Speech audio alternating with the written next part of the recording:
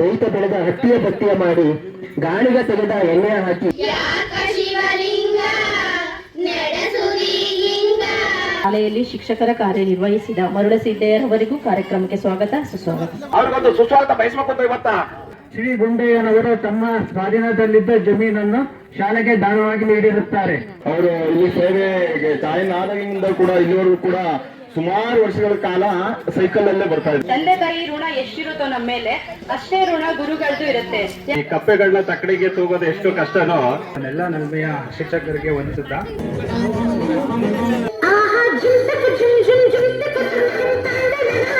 ಹರಿಮಿ ಕೈಲಾಸದಲ್ಲಿ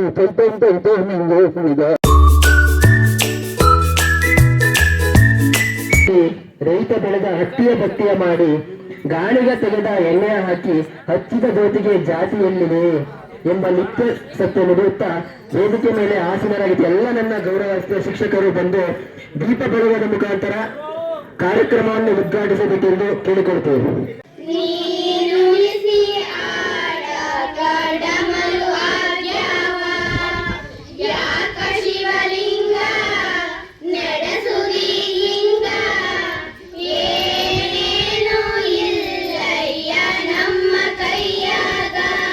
ಶಾಲೆಯಲ್ಲಿ ಶಿಕ್ಷಕರ ಕಾರ್ಯನಿರ್ವಹಿಸಿದ ಮರುಳಸಿದ್ದಯ್ಯರವರಿಗೂ ಕಾರ್ಯಕ್ರಮಕ್ಕೆ ಸ್ವಾಗತ ಸುಸ್ವಾಗತ. ಪ್ರಸ್ತುತ ಶಾಲೆಯಲ್ಲಿ ಸಹಾಯಕ ಪ್ರಾಧ್ಯಾಪಕರಾದ ಗಂಗಾಧರೇ ಸರ್ ಅವರಿಗೂ ಸ್ವಾಗತ ಸುಸ್ವಾಗತ. ಅಂಗನವಾಡಿ ಕೇಂದ್ರದಲ್ಲಿ ಬಹಳ ವರ್ಷಗಳ ಕಾಲ ತಮ್ಮ ಅಮೋಘ ಕಾರ್ಯನಿರ್ವಹಿಸಿದ ವನದಾಕ್ಷಿ ಮೇಡಂ ಅವರಿಗೆ ಕಾರ್ಯಕ್ರಮಕ್ಕೆ ಸ್ವಾಗತ ಸುಸ್ವಾಗತ. ಹಾಗೆಯೇ ಅಂಗನವಾಡಿ ಕೇಂದ್ರದಲ್ಲಿ ಸುಮಾರು ವರ್ಷಗಳ ಅಡುಗೆ ಕಾರ್ಯಕ್ರಮ ನಿರ್ವಹಿಸಿದ ಪುಟ್ಟಕ್ಕನವರಿಗೂ ಸ್ವಾಗತ ಸುಸ್ವಾಗತ.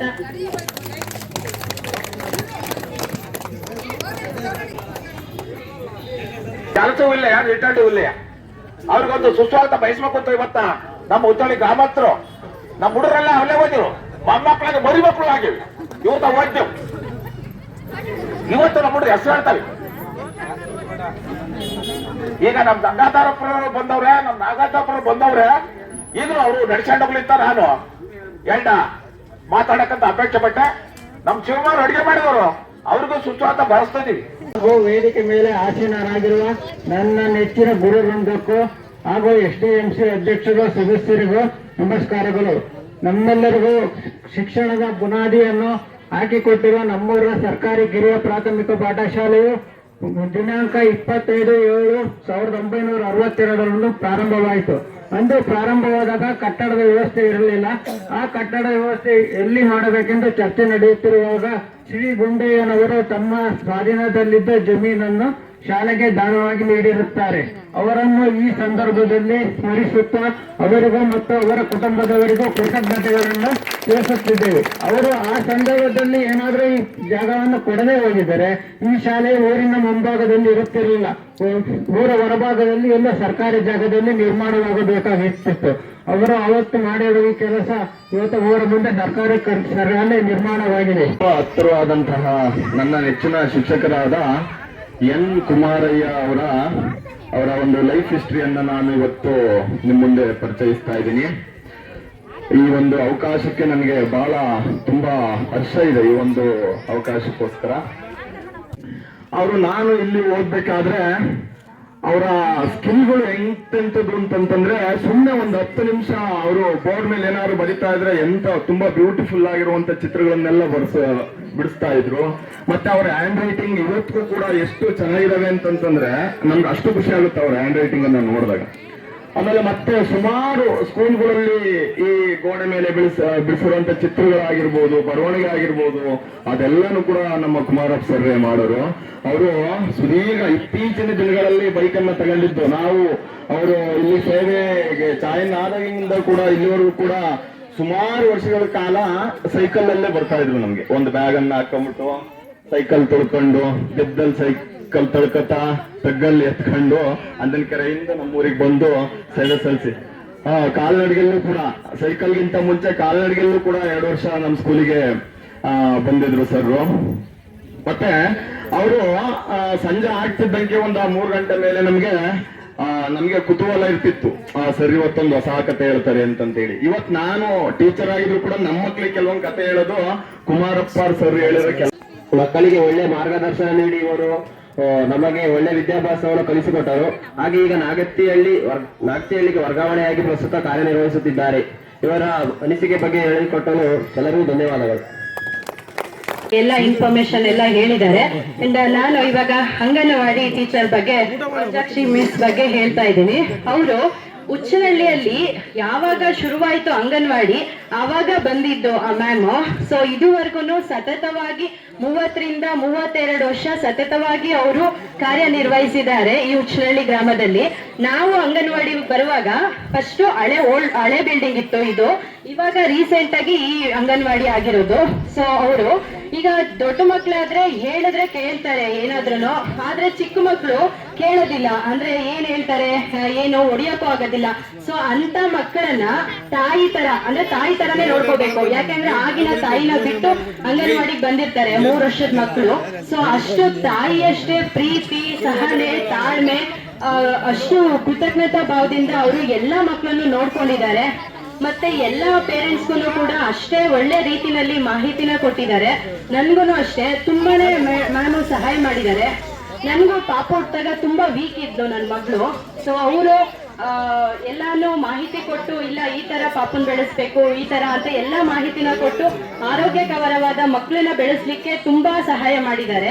ನಮ್ಮ ಉಚ್ಚನಹಳ್ಳಿಯಲ್ಲಿ ಎಲ್ಲಾ ಆರೋಗ್ಯಕರ ಮಕ್ಕಳು ಚೆನ್ನಾಗಿ ಬೆಳೀತಾ ಇದ್ದಾರೆ ಅಂದ್ರೆ ಅದಕ್ಕೆ ಅಂಗನವಾಡಿ ಕಾರ್ಯಕರ್ತೆ ಮತ್ತೆ ಅಂಗನವಾಡಿ ಟೀಚರ್ ಕೂಡ ಕಾರಣ. ಸೊ ಗುರುಗಳಿಗೆ ಯಾವತ್ತೂ ಕೂಡ ಅವ್ರ ಋಣನ ನಾವು ತೀರ್ಸಕ್ ಆಗಲ್ಲ. ತಂದೆ ತಾಯಿ ಋಣ ಎಷ್ಟಿರುತ್ತೋ ನಮ್ಮ ಮೇಲೆ ಅಷ್ಟೇ ಋಣ ಗುರುಗಳದ್ದು ಇರುತ್ತೆ.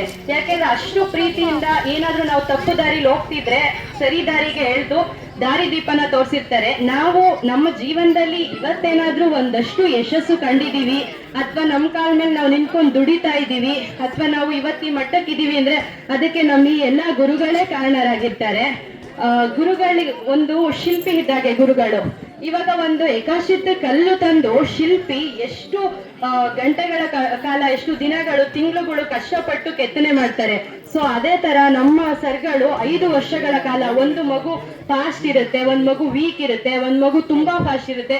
ಸೊ ಎಲ್ಲಾ ಮಕ್ಕಳನ್ನು ಸಂಭಾಳಿಸ್ಕೊಂಡು ಅಷ್ಟು ಮಕ್ಕಳಿಗೆ ಒಂದೇ ಲೆವೆಲ್ಗೆ ಪಾಠ ಮಾಡ್ಕೊಂಡು ಮಕ್ಕಳ ಜೊತೆ ನಿಭಾಯಿಸೋದು ತುಂಬಾ ಕಷ್ಟ.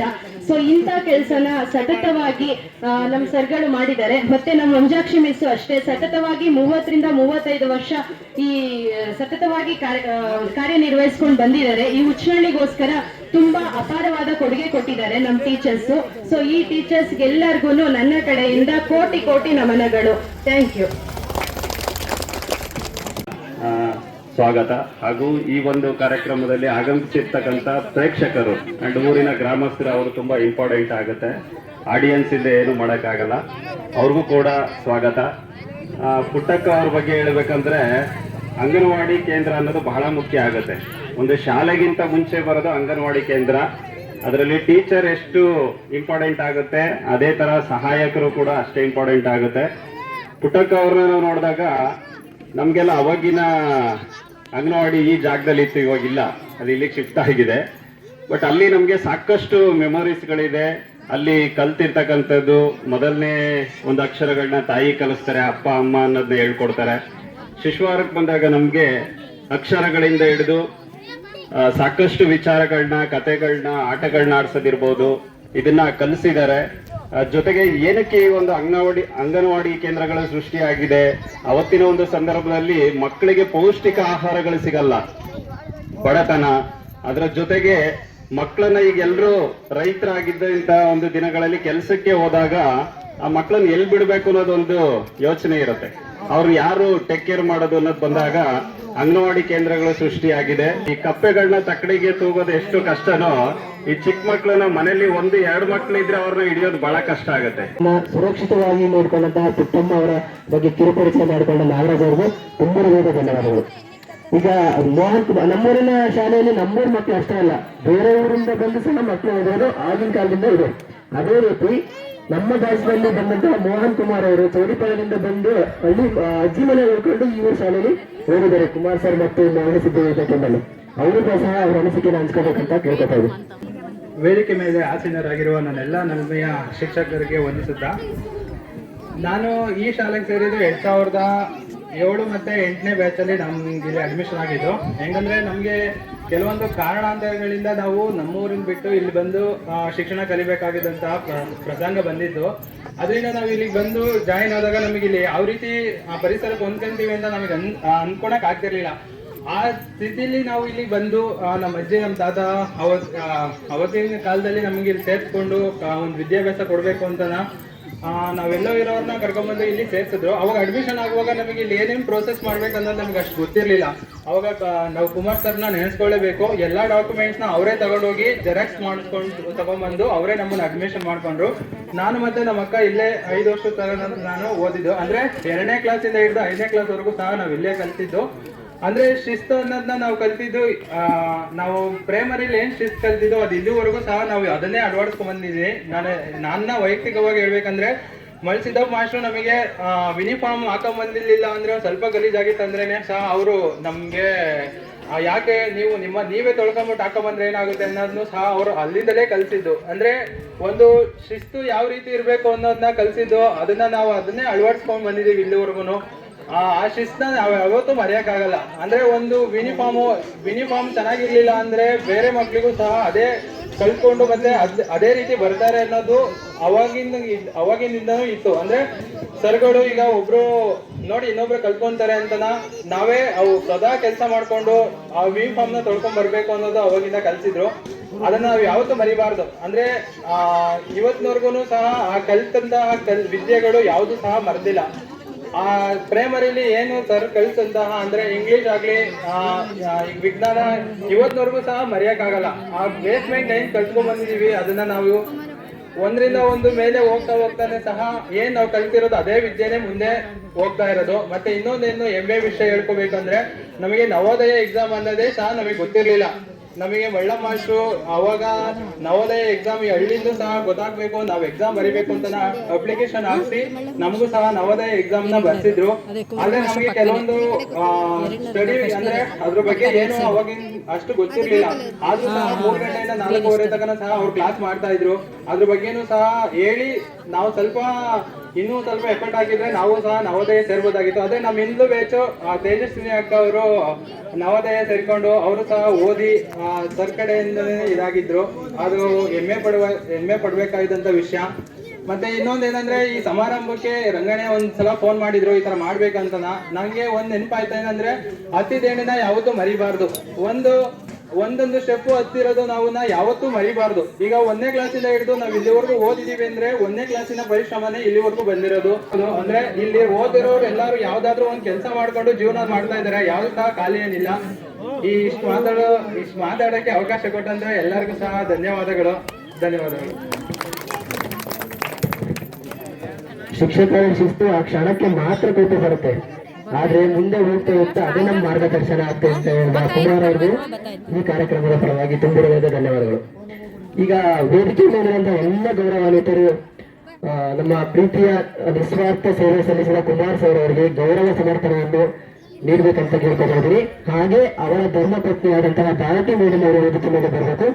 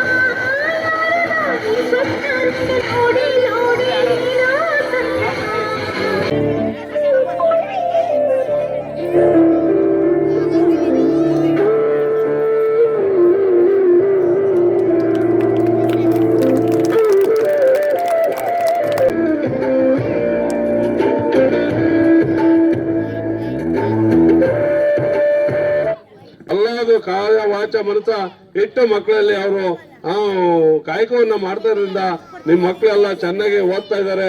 ಅದರಿಂದ ಕಾಯಕದಲ್ಲಿ ಶಿಕ್ಷಕರಿಗೆ ನೀವೆಲ್ಲ ಕೈ ಜೋಡಿಸ್ತೀರಾ ಅಂತ ಹೇಳಿ ಕೇಳ್ಕೊಂತ ನಾನು ಒಂದು ಊರಲ್ಲಿ ಒಂದು ಕಾಡಿರುತ್ತೆ, ಕಾಡಲ್ಲಿ ಒಂದು ಜಿಂಕೆ ಇರುತ್ತೆ. ಜಿಂಕೆ ಒಂದು ಪ್ರವಾಸನ ಆಗೋ ಒಂದು ಕಾರ್ಯಕ್ರಮ. ಪ್ರವಾಸನ ಅಂದ್ರೆ ಹೆರಿಗೆ ಆಗೋ ಕಾರ್ಯಕ್ರಮ. ಆ ಹೆರಿಗೆ ಆಗೋ ಸನ್ನಿವೇಶ ಕಾಡಿನಲ್ಲಿ ಆ ಜಿಂಕಿಗೆ ಆದಾಗ ಎಲ್ಲಿ ನನ್ನ ಮಗುವಿಗೆ ಜನ್ಮವನ್ನ ಕೊಡ್ಬೇಕು ಅಂತ ಹೇಳಿ ಆ ಜಿಂಕೆ ಕಾಡಲ್ಲಿ ಒಳ್ಳೆ ಜಾಗವನ್ನು ಹುಡುಕೊಂಡು ಹೋಗ್ತಾ ಇರುತ್ತೆ. ಆ ಒಳ್ಳೆ ಜಾಗ ಹುಡುಕೊಂಡು ಹೋದಾಗ ಕಾಡಲ್ಲಿ ಹೋಗ್ತಾ ಹೋಗ್ತಾ ಅದು ತಾಯಿಯಾದ ಜಿಂಕೆ ತನ್ನ ಮಗುವಿಗೆ ಒಳ್ಳೆ ಜಾಗದಲ್ಲಿ ನಾನು ಪ್ರವಾಸವನ್ನ ಮಾಡಬೇಕು ಅಂತ ಒಂದು ಉದ್ದೇಶದಿಂದ ಒಳ್ಳೆ ಜಾಗ ನೋಡ್ತಾ ಇರುತ್ತೆ. ಅಷ್ಟರಲ್ಲಿ ಗುಡುಗು ಸಿಡ್ಲು ಜಾಸ್ತಿ ಆಗಿ ಕಾಡಿಗೆ ಬೆಂಕಿ ಬೀಳುತ್ತೆ. ಬೆಂಕಿ ಬಿದ್ದಾಗ ಕಾಡು ಒತ್ಕೊಂಡು ಹಿಂದ್ಗಡೆ ಬೆಂಕಿ ಒತ್ಕೊಂಡ್ ಬರ್ತಾ ಇದೆ. ಮುಂದೆ ಜಿಂಕೆ ಹೋಗ್ತಾ ಇದೆ. ಮಗುವಿಗೆ ಜನ್ಮವನ್ನು ನೀಡ್ಬೇಕು, ಎಲ್ಲಿ ನೀಡ್ಬೇಕು ಅಂತ ನೋಡುತ್ತೆ. ಆದ್ರೆ ಮುಂದೆ ಹೋಗ್ತಾ ಹೋಗ್ತಾ ಒಂದು ನದಿ ಕಾಣುತ್ತೆ. ನದಿ ಕಂಡಾಗ ಆಗ ಈ ನದಿ ದಾಟಕ್ಕೆ ಹೋದ್ರೆ ನಾನು ಸಾಯ್ತೀನಿ, ನಾನು ಇಲ್ಲೇ ನಮ್ಮ ಮಗುವಿಗೆ ಈ ನದಿಯ ಪಕ್ಕದಲ್ಲಿ ಪ್ರವಾಸವನ್ನ ಹೆರಿಗೆಯನ್ನ ಮಾಡಿಬಿಡೋಣ ಅಂತ ಹೇಳಿ ಜಿಂಕಿ ಯೋಚನೆ ಮಾಡುತ್ತೆ.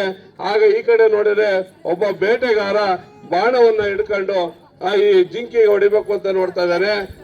ಬೇಡ, ಇಲ್ಲಿ ಜೀವನ ತಪ್ಪಿಸ್ಕೊಂಡು ಎಡಗಡೆ ಹೋಗೋಣ ಅಂತ ಹೇಳಿ ಜಿಂಕೆ ಹೋಗುತ್ತೆ. ಅಲ್ಲೂ ಆದ್ರೆ ಹುಲಿ ಆ ಕಡೆಯಿಂದ ಬರೋದನ್ನ ನೋಡುತ್ತೆ. ಮುಂದೆ ಹೋದ್ರೆ ನದಿ, ಎಡಗಡೆ ಹೋದ್ರೆ ಹುಲಿ, ಬಲಗಡೆ ಹೋದ್ರೆ ಬೇಟೆಗಾರ, ಹಿಂದ್ಗಡೆ ಹೋದ್ರೆ ಹಿಂದೆ ಬೆಂಕಿ ಬರ್ತಾ ಇದೆ. ನಾನು ಸತ್ರು ಪರವಾಗಿಲ್ಲ, ನಾನು ಒಳ್ಳೆ ಮಗುವಿಗೆ ನನ್ನ ಮಗುವಿಗೆ ಜನ್ಮ ನೀಡ್ತೀನಿ. ಆ ದೇವರು ನನ್ನ ಮಗುವನ್ನ ಹುಟ್ಟಿದ ಮೇಲೆ ಯಾವುದೇ ಕಾರಣಕ್ಕೂ ಮಗುವನ್ನ ಬದುಕ್ತಾ ಇದೆ ಬಿಡಲ್ಲ ಅಂತ ಹೇಳಿ ಆ ದೇವ್ರ ಮೇಲೆ ನಂಬಿಕೆ ಮಾಡಿ ಅಲ್ಲೇ ಪ್ರವಾಸವನ್ನ ಮಾಡ್ಬೇಕು ಅಂತ ಹೇಳಿ ಅಂತ ಸಂದರ್ಭದಲ್ಲಿ ದೇವರೇ ಆಗ ಜೋರಾದ ಸಿಡಿಲು ಗುಡುಗು ಜೋರಾಗುತ್ತೆ. ಆ ಸಿಡಿಲಿನ ಕಿಡಿ ಆ ಬೇಟೆಗಾರನ ಕಣ್ಣಿಗೆ ತಗಲುತ್ತೆ. ಆ ಕಣ್ಣಿಗೆ ತಗಲಿದ ಕಿಡಿ ಆ ಬೇಟೆಗಾರನ ಬಾಣ ಹುಲಿಗೆ ಹೋಗಿ ತಗಲುತ್ತೆ. ಹುಲಿ ಆಗ ಸಾಯುತ್ತೆ. ಬೇಟೆಗಾರ ಗುರಿ ತಪ್ಪುತ್ತೆ. ಆ ಜೋರಾದ ಮಳೆ ಬಂದ್ರಿಂದ ಬೆಂಕಿ ನಂದುತ್ತೆ. ಈಗ ಕಾಡಿನಲ್ಲಿದ್ದ ಪ್ರಾಣಿ ಇದು ಜಿಂಕೆ ಒಳ್ಳೆ ಪ್ರವಾಸವನ್ನ ಸಂತೋಷದಿಂದ ಮಾಡಿ ಆ ದೇವರಿಗೆ ತನ್ನ ಕೃತಜ್ಞತೆ ಸಲ್ಲಿಸುತ್ತೆ. ಇದು ಯಾಕಪ್ಪ ಹೇಳ್ತಿದ್ರಿ, ನೀವು ತಾಯಂದ್ರು ನಿಮ್ ಮಕ್ಕಳಿಗೆ ನೀವು ಯಾವ ರೀತಿ ಪ್ರವಾಸವನ್ನು ಮಾಡಿದ್ರೆ ಅಂತ ನಿಮ್ಗೆ ಎಲ್ಲರಿಗೂ ಗೊತ್ತಿದೆ. ಅದರಿಂದ ನೀವು ತಾಯಂದ್ರು ಮಕ್ಕಳನ್ನ ನೀವು ಯಾವ ರೀತಿ ಬೆಳೆಸ್ಬೇಕು, ಯಾವ ರೀತಿ ನೀವು ನನ್ನ ಮಗು ಮುಂದೆ ಈ ತರ ಆಗ್ಬೇಕು ಅಂತ ಗುರಿ ಶಿಕ್ಷಕರು ಒಬ್ಬರೇ ಮಾಡೋದಕ್ಕೆ ಸಾಧ್ಯ ಇಲ್ಲ. ತಾಯಿಗಳು ಸಹ ಅದಕ್ಕೆ ಕೈ ಜೋಡಿಸ್ಬೇಕು. ಎಲ್ಲರೂ ಗುರುವೇ ನಿನ್ನಾಟ ಬಲ್ಲವ, ಶಿವನೇ ನಿನ್ನಾಟ ಬಲ್ಲವ, ಗುರುವೇ ನಿನ್ನಾಟ ಬಲ್ಲವ ಯಾರ್ಯಾರೋ, ಶಿವನೇ ನಿನ್ನಾಟ ಬಲ್ಲವರೆಲ್ಲರೂ. ಒಕ್ಕಲಿಗರ ಮುತ್ತಣ್ಣನ ಮನೆಯ ಒಕ್ಕಲುತನವ ಕಂಡು, ಒಕ್ಕಲಿಗರ ಮುತ್ತಣ್ಣನ ಮನೆಯ ಒಕ್ಕಲುತನವ ಕಂಡು, ಶಿವನು ಕೈಲಾಸದಲ್ಲಿ ಗುರು ಕೈಲಾಸದಲ್ಲಿ, ಶಿವನು ಕೈಲಾಸದಲ್ಲಿ ಹರನು ಕೈಲಾಸದಲ್ಲಿ, ತೈತೋಂ ಎಂದು ಕುಣಿದ ಗುರುವೇ ನಿನ್ನಾಟ ಬಲ್ಲವರ್ ಯಾರೂರೋ, ಹರನೇ ನಿನ್ನಾಟ ಬಲ್ಲವರ್ ಎಲ್ಲರೂ. ಮುಡುವರ್ಮ ಚಯ್ಯನ ಮನೆಯ ಮಡಿಯ ಮಾಡುವುದ ಕಂಡು, ಮುಡುವರ್ಮ ಚಯ್ಯನ ಮನೆಯ ಮಡಿಯ ಮಾಡುವುದ ಕಂಡು, ಶಿವನು ಕೈಲಾಸದಲ್ಲಿ ಹರನು ಕೈಲಾಸದಲ್ಲಿ, ಶಿವನು ಕೈಲಾಸದಲ್ಲಿ ಹರನು ಕೈಲಾಸದಲ್ಲಿ, ತೈತೋಂ ಎಂದು ಕುಣಿದ ಗುರುವೇ ನಿನ್ನಾಟ ಬಲ್ಲವರ್ ಯಾರೂರೋ, ಶಿವನೇ ನಿನ್ನಾಟ ಬಲ್ಲವರೆಲ್ಲರೂ. ಕುಂಬಾರಗೊಂಡಣ್ಣನ ಮನೆಯ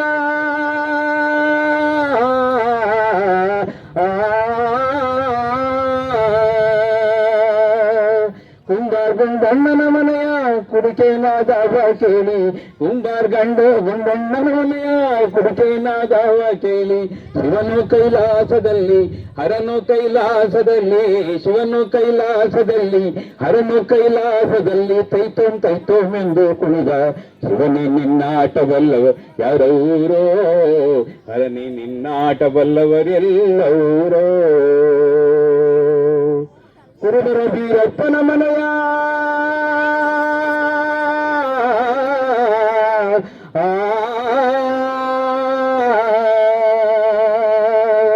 ಕುರುಬರ ಬೀರ ಬೀರಪ್ಪನ ಮನೆಯ ಗದ್ದಿಗೆ ಸಿಂಗಾರ ಕಂಡು ಕುರುಬರ ಬೀರಪ್ಪನ ಮನೆಯ ಗದ್ದಿಗೆ ಸಿಂಗಾರ ಕಂಡು ಶಿವನು ಕೈಲಾಸದಲ್ಲಿ ಹರನು ಕೈಲಾಸದಲ್ಲಿ ತೈತೊಂದೆಂದು ಕುಣಿದ ಶಿವನಿ ನಿನ್ನಾಟ ಬಲ್ಲವ ಯಾರೂರೋ ಹರನಿ ನಿನ್ನಾಟ ಬಲ್ಲವರೆಲ್ಲರೂ ಒಲೆಯರ ಹೊನ್ನಯ್ಯನ ಮನೆಯ ಸಿನಿಕೇನಾದವ ಕೇಳು ಒಲೆಯರ ಹೊನ್ನಯ್ಯನ ಮನೆಯ ಸಿನಿಕೇನಾದವ ಕೇಳು ಶಿವನು ಕೈಲಾಸದಲ್ಲಿ ಹರನು ಕೈಲಾಸದಲ್ಲಿ ತೈತೋ ನಂದು ಕುಳಿದ ಶಿವನಿ ನಿನ್ನಾಟ ಬಲ್ಲವರು ಯಾರೂರೋ ಹರನಿ ನಿನ್ನಾಟ ಬಲ್ಲವರೆಲ್ಲರೂ ಮಾದಿಗರಯ್ಯನ ಮನೆಯ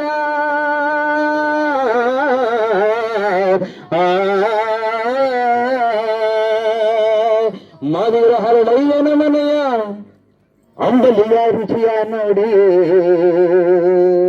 ಮಾದಿಗರ ಹರಳಯ್ಯನ ಮನೆಯ ಅಂಬಲಿಯ ರುಚಿಯ ನೋಡಿ ಶಿವನಿ ಕೈಲಾಸದಲ್ಲಿ ಹರನಿ ಕೈಲಾಸದಲ್ಲಿ ತೈತೋ ನಿಂದು ಕುಣಿದ ಶಿವನೇ ನಿನ್ನಾಟ ಬಲ್ಲವರು ಯಾರೂರೋ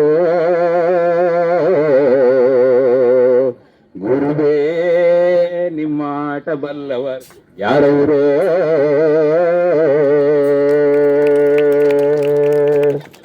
ಇದು ಜಾನಪದ ಗೀತೆ, ಸುಂದರವಾದ ಗೀತೆ. ಇದನ್ನ ಕೇಳ್ತಾ ಕೇಳ್ತಾ ಎಲ್ಲಿ ಹೋಗುತ್ತೆ? ಬಸವಣ್ಣರ ಕಾಲಕ್ಕೆ ಹೋಗುತ್ತೆ. ಬಸವಣ್ಣನವರು ಜನಗಳನ್ನ ಯಾವ ರೀತಿ ಪ್ರೀತಿಸ್ತಿದ್ರು, ಒಪ್ಪಿಗಿಂತ ಇದ್ರು ಅಂತಂದ್ರು, ಇನ್ನು ನಾರವ ಹಿಂಗಮ ದೇವ ನಿಮ್ಮ ಮನೆಯ ಮಗ ಎಂದನಿಸಯ್ಯ. ಅದನ್ನೇ ಕನಕದಾಸರು ಹೇಳ್ತಾರೆ, ಕುಲವೆಂದು ಹೊಡೆದಾಡಿದರು ನಿಮ್ಮ ಕುಲದ ನೆಲೆಯನೇನಾದರೂ ಬಲ್ಲಿರ ಅಂತ. ಎಲ್ಲರಲ್ಲೂ ಸರ್ವ ಸಮಾನತೆಯನ್ನ ಬೆಳೆಸತಕ್ಕಂಥದ್ದೇ ಡಾಕ್ಟರ್ BR ಅಂಬೇಡ್ಕರ್ ವಾದ. ಅದೇ ನಮ್ಮ ಸಂವಿಧಾನ. ಎಲ್ಲರನ್ನ ರಕ್ಷಣೆ ಮಾಡಿರ್ತಕ್ಕಂಥದ್ದು, ನಮ್ಮನ್ನ ಇಲ್ಲಿವರೆಗೂ ಕರೆದೊಂದಿರ್ತಕ್ಕಂಥದ್ದು. ಇಲ್ಲಿಯ ಮಕ್ಕಳು, ಹಳ್ಳಿಯ ಮಕ್ಕಳು ಬೆಳೆಯಬೇಕು, ಬೆಳೀತಾ ಇದ್ದಾರೆ, ಸಾಕಷ್ಟು ರೀತಿಯಲ್ಲಿ ಬೆಳೀತಾ ಇದ್ದಾರೆ. ಮೇಸುಗುರು ಆಗಿದ್ದಾರೆ, ನೌಕರರಾಗಿದ್ದಾರೆ, ವಿಶೇಷವಾದ ರೀತಿಯಲ್ಲಿ ಬೆಳೀತಾ ಇದ್ದಾರೆ. ಅಂತಹ ವಿದ್ಯಾರ್ಥಿಗಳೆಲ್ಲ ಸೇರಿ ಇಂಥ ಒಂದು ಅಪರೂಪವಾದ ಕಾರ್ಯಕ್ರಮವನ್ನು ಏರ್ಪಡಿಸಿರ್ತಕ್ಕಂಥದ್ದು ನಿಜಕ್ಕೂ ಕೂಡ ಒಂದು ಶ್ಲಾಘನೀಯವಾಗಿರ್ತಕ್ಕಂಥ ಒಂದು ವಿಚಾರವಾಗಿದೆ. ಇಲ್ಲಿ ಮಾತೃ ದೇವೋಭವ, ಪಿತೃ ದೇವೋಭವ, ಆಚಾರ್ಯ ದೇವೋಭವ ಅಂತಕ್ಕಂಥ ಒಂದು ಮಾತನ್ನು ನಾವು ನೋಡ್ತೇವೆ.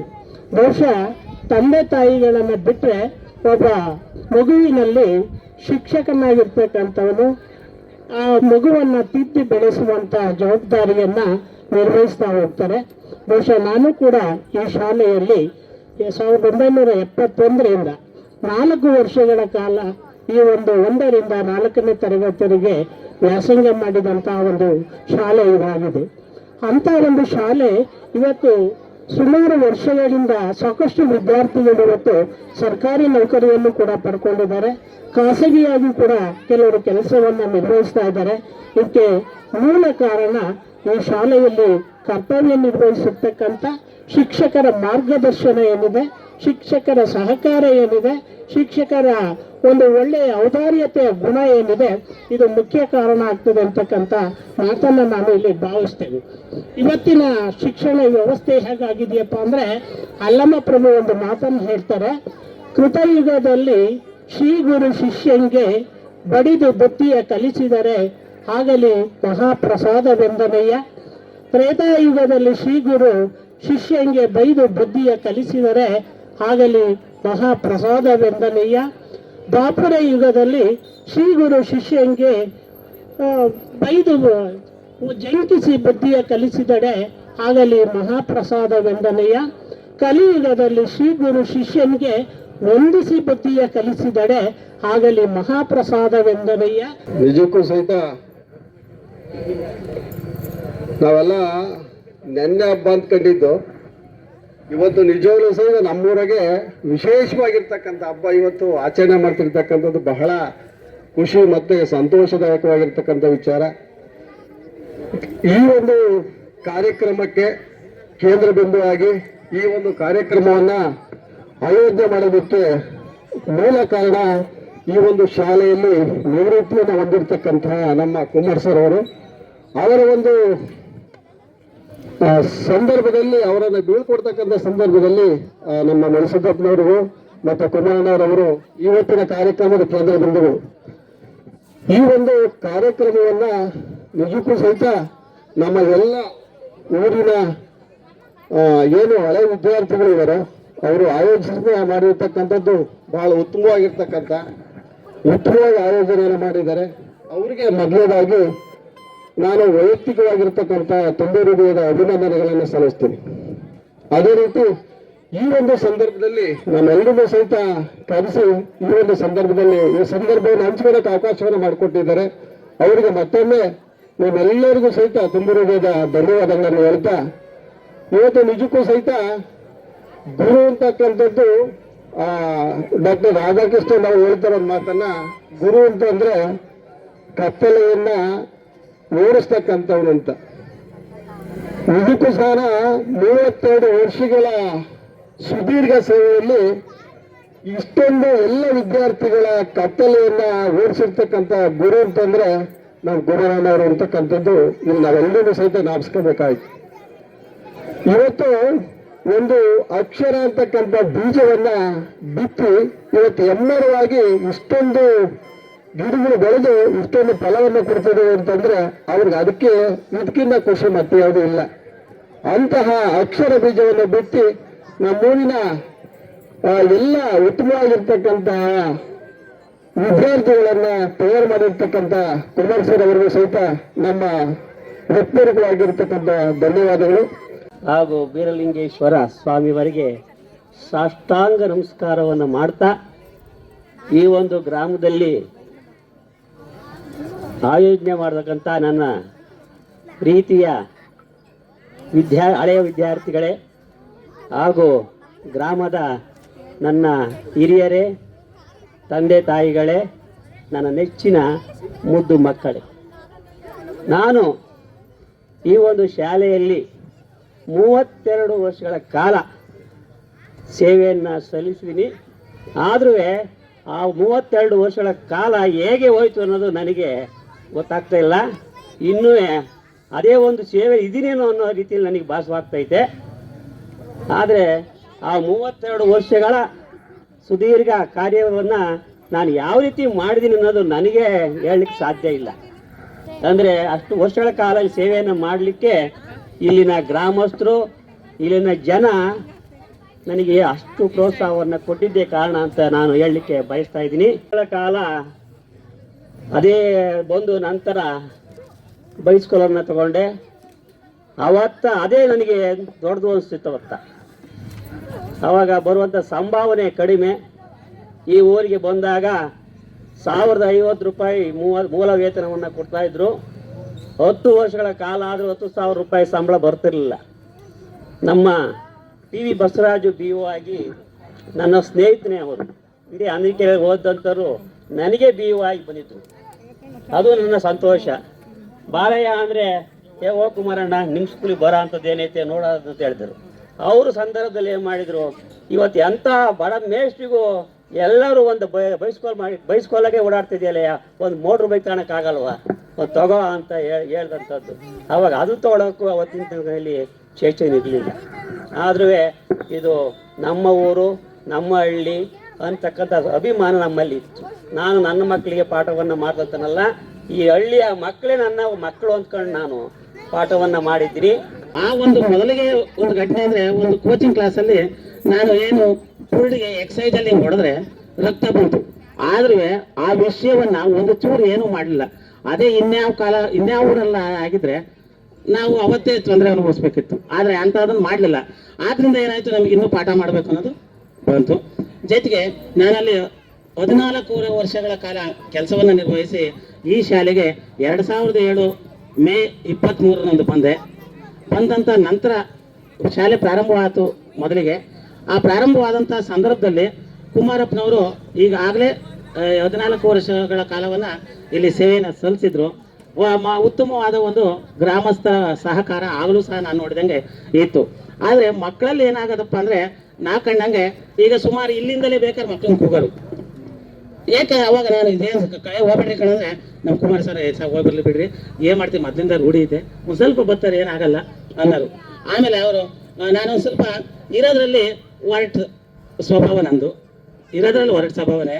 ನಾನೇ ಮಾಡ್ತಿದ್ದೆ, ಏಯ್ ಸುಮ್ಮ ಕೂತ್ಕೊಂಡು ಅಂತಿದ್ದೆ. ಆ ಪ್ರಾರಂಭದಲ್ಲಿ ನಾನು ಆ ಶಿಕ್ಷೆಯನ್ನು ಕೊಟ್ಟರು ಸಹ ಯಾವುದೇ ತೊಂದರೆಯನ್ನು ನನಗೆ ಯಾವುದೇ ಪೋಷಕರು ಕೊಡಲಿಲ್ಲ. ಇದರಲ್ಲಿ ಮೊದಲನೇ ಕಾರಣ ಅಂದರೆ, ಒಂದು 4-5 ತಿಂಗಳಾಗಿತ್ತು ನನ್ನನ್ನು ದಾಸೇಗೌಡರು ನಮ್ಮೂರವರು ಅವರು ಕೇಳಿದ್ರು, ಮೇಷ್ಟ್ರೆ ಅಂದರು, ಬರ್ರಿ ಅಂದರು. ಯಾಕೆ ಮೇಷ್ಟ್ರೆ ಹೆಂಗೆ ಹೊಡಿತೀರಿ ಅಂತ ಇಷ್ಟೊಂದು ಅಂದರು. ಅವಾಗ ಯಾಕೆ ಗೌಡ್ರೆ ನಿಮ್ಗೆ ಯಾರು ಹೇಳಿರು ಅಂದಿದ್ದಕ್ಕೆ ಅಲ್ಲೊಂದು 5-6 ಜನ ಹೇಳಿರು. ಅದೇಲ್ಲ ಮೇಷ್ಟ್ರು ಹಂಗೆ ಹೋಯ್ತಾರೆ ರೇ, ನೀವಾಗಾರ ಹೇಳ್ಬೇಕಣ ಅಂದ್ರಂತೆ. ಆವಾಗ ಅವ್ರೇನಂದ್ರಂತೆ, ನೋಡ್ರಪ್ಪ ನಾನು ಗ್ರಾಮ ಪಂಚಾಯತಿ ಸದಸ್ಯ ಆಗಿನಿ, 2 ಸಲ ಅಧ್ಯಕ್ಷ ಆಗಿನಿ, ತಾಲೂಕ್ ಪಂಚಾಯತಿ ಮೆಂಬರ್ ಆಗಿನಿ. ಆದರೆ ನೀವೇನು ಹೇಳಿ ನಾನು ಬರೀತೀರಾ, ನಂದೇನಿದ್ರು ಇಷ್ಟೇ ಕಣಪ್ಪ, ನನ್ನಂಗೆ ಆಗಬೇಕು ಇಲ್ಲ ಮುಂದಕ್ಕೆ ಹೋಗ್ಬೇಕು ನಿಮ್ಮ ಹುಡುಗರು ಅಂದ್ರಂತೆ. ಅವರಿಗೆ ನೋಡಿ ಅಷ್ಟೇ ಮಾತು ಹೇಳಿರೋದು. ಆ ದಾಸೇಗೌಡರ ಒಂದು ಮಾತು ಎಷ್ಟು ಅರ್ಥಗರ್ಭಿತವಾಗಿದೆ ಅನ್ನೋದಕ್ಕೆ. ಆಗ ಅವರೆಲ್ಲರೂ ಸಹ ಏನಂದರೆ, ಇಲ್ಲ ಬಿಡ್ರಿ ಮಾಡ್ತಾರ, ಪಾಠ ಹೆಂಗೆ ಮಾಡ್ತಾರೆ ಅಂತ ಕೇಳಿದ್ರು. ಪಾಠದ ಬಂಗಲ್ಲ ಹೊಡಿತಾರೆ ಕಣ ಏನೋ ಅಂದರೆ. ಅದಕ್ಕೆ ಅವಾಗ ಅವರು, ನೋಡಪ್ಪ ಎಬ್ಬೆಟ್ಟು ಬೇಕು, ನಿಮ್ಮ ಹುಡುಗರು ಓದಬೇಕು, ಎರಡೇ ಮಾತಾಡ್ತಿರೋದು ಅವರು. ಆ ಮಾತು ಅವತ್ತಿನಿಂದಲೂ. ಆದರೆ ಪಾಪ ಅವ್ರು ಯಾರು ಬಂದು ನಾನು ಯಾರೂ ಒಂದಿಲ್ಲ ಇಷ್ಟು ಇಡೀ ಗ್ರಾಮದಲ್ಲಿ. ಆದರೆ ಕೊನೆಗೆ ಹೋಗ್ಬೇಕಾದ್ರೆ ಒಬ್ಬರು ಮಾತ್ರ ಬಂದರು ಶಾಲೆ ಮುಂದೆ. ಸಾಕಷ್ಟು ಆತು. ಆದರೆ ಆಗಿದ್ದರೆ ನಾನು ಒಳಗೆ ಕರ್ಕೊಂಡು ಹೋದಾಗ, ಬಿಡ್ರಪ್ಪ ನಂದೇ ತಪ್ಪು, ಇನ್ನೇ ಮಾಡೋಕ್ಕಾಯ್ತು ಒಂದು. ಆದರೆ ಅವರ ಮನೆ ಯಜಮಾನರು ಆ ವಿಡಿಯೋನ ಡಿಲೀಟ್ ಮಾಡುವಂತ ಕಾಡಿದ್ದಾರೆ ನೋಡಿ. ಅವ್ರು ಪಾಪ ನಂಬರ್ ಮೇಸ್ಟ್ ಎಷ್ಟೊಂದು ವರ್ಷದ ಕುಮಾರಪ್ಪ ಮೇಷ್ಟ್ರು ಬೀಳ್ಕೊಡುಗೆ ಸಮಾರಂಭ ಅಂತ ಹೇಳಿ ಒಳ್ಳೆಯ ಪ್ರೋಗ್ರಾಮನ್ನು ಇಲ್ಲಿ ಹಳೆಯ ವಿದ್ಯಾರ್ಥಿಗಳು ಮಾಡಿಕೊಟ್ಟಿದ್ದಾರೆ. ಕುಮಾರಪ್ಪ ಮೇಷ್ಟ್ರ ಬಗ್ಗೆ ಹೇಳಬೇಕು ಅಂದ್ರೆ ನಾವು ಅವರು ಸುಮಾರು 20 ವರ್ಷದಿಂದ ಸ್ನೇಹಿತರು. ಶಾಲೆ ಆವರಣದಲ್ಲಿ ಇವತ್ತು ಬೀಳ್ಕೊಡುಗೆ ಸಮಾರಂಭನ ಇಟ್ಕೊಂಡಿದ್ದೀವಿ. ದಿನಾಂಕ 28/2/26 ಇವತ್ತು ಇಟ್ಕೊಂಡಿದ್ದೀವಿ. ನಮ್ಮ ಕುಮಾರಪ್ಪರು 31 ವರ್ಷ ಸೇವೆಯನ್ನು ಸಲ್ಲಿಸಿ ಅವರ ತಾಳ್ಮೆ ಸಹನೆ ಅದನ್ನು ಅವರಿಂದ ಕಲಿಯೋದು ಬೇಕಾದಷ್ಟಿದೆ. ನಾವು ಅವರು ಒಂದು ಇರುವೆಗೂ ಕೂಡ ಸಹ ಒಂದು ತುಳಿದ್ರೆ ನೋವಾಗುತ್ತೆ ಅನ್ನೋ ಅಷ್ಟು ಸ್ವಭಾವ. ಅವರು ಒಂದು ಇರುವೆಗೂ ಕೂಡ ತೊಂದರೆ ಕೊಡೋಂಥ ವ್ಯಕ್ತಿ ಅಲ್ಲ ಅವರು. ಅವ್ರ ಮೇಲೆ ನನಗೆ ತುಂಬ ಅಪಾರವಾದ ಹೆಮ್ಮೆ ಇದೆ. ಮತ್ತು ಮಗು ಸಿದ್ದಪ್ಪ ಅವರು ಅಷ್ಟೇ, ಅವರು 14 ವರ್ಷ, ಇವರು ಮಾಸ್ಟ್ರು 20 ವರ್ಷ ಜೊತೆಲಿ ಅಡುಗೆಯನ್ನು ಮಾಡಿದ್ದೀನಿ. ಆದರೆ ಅವರು ಅಡುಗೆಯವರು ಅಂತ ಯಾವತ್ತೂ ನನ್ನ ಕೇವಲವಾಗಿ ಒಂದು ದಿವಸನೂ ಒಂದಿಲ್ಲ. ಏನೂ ತಂಗಿನ ಸ್ವಭಾವದಲ್ಲಿಟ್ಟು ಒಂದು ತಪ್ಪು ಮಾಡಿದ್ರು ಕೂಡ ತಿದ್ದಿ ಅವರು ಹೇಳೋ ಮಾತಿಗೆ ಹೌದಾ ನಾನು ಸರಿ ಹೋಗ್ಬೇಕಲ್ವೇ ಅನ್ಸೋದೇ ಹೊರತು ತಿರುಗಿ ಮಾತಾಡಬೇಕು ಅನಿಸ್ತಿರಲ್ಲ. ಅಷ್ಟು ಸ್ಮೂತಲ್ಲಿ ನನ್ನ ಬಿಹೇವ್ ಮಾಡೋರು. ಏನಾರ ತಪ್ಪು ಮಾಡಿದ್ರಿ ಕುಮಾರಪ್ಪ ಮೇಷ್ಟ್ರು, ಎನ್ ಟಿ ಭಾರತಿ ಮತ್ತು ವಿನೋದ ಮೇಡಮ್ಮು ಅವರು ಅಷ್ಟೇ, ಅವರ ಸಂಗಾತಿಯವರು ಅಷ್ಟೇ ನಮ್ಮ ಮೇಲೆ ಅಪಾರವಾದ ಇವತ್ತು ಗೌರವ ಇಟ್ಟಿದ್ದಾರೆ. ಅವರು ಊರು ಬಿಟ್ಟೋದ್ರು ಅಷ್ಟೇ, ಅವ್ರ ಸಂಗಾತಿಯವ್ರ ಮೇಲೆ ನನ್ನ ಮೇಲೆ ಅಷ್ಟೇ ಅಭಿಮಾನ ಇಟ್ಟಿದ್ದಾರೆ. ನಮ್ಮ ಮಾಸ್ಟ್ರು ಅಷ್ಟೇ ಇಟ್ಟಿದ್ದಾರೆ. ನಾನು ಅಷ್ಟೇ ಅಪಾರವಾದ ಅಭಿಮಾನ ಇಟ್ಟಿದ್ದೀನಿ. ಅವರು ನನಗೆ ತೋರಿಸಿರೋಂಥ ಅಭಿಮಾನ ಪ್ರೀತಿಗೆ ನನಗೆ ಯಾವತ್ತೂ ನನಗೆ ಹೆಮ್ಮೆ. ಹಾಗಾಗಿ ನಾನು ಮಾತಾಡೋಕ್ಕೆ ಅವಕಾಶ ಕೊಟ್ಟಂಥ ಎಲ್ಲರಿಗೂ ನನ್ನ ತುಂಬ ಹೃದಯಪೂರ್ವಕ ಅಭಿನಂದನೆಗಳು.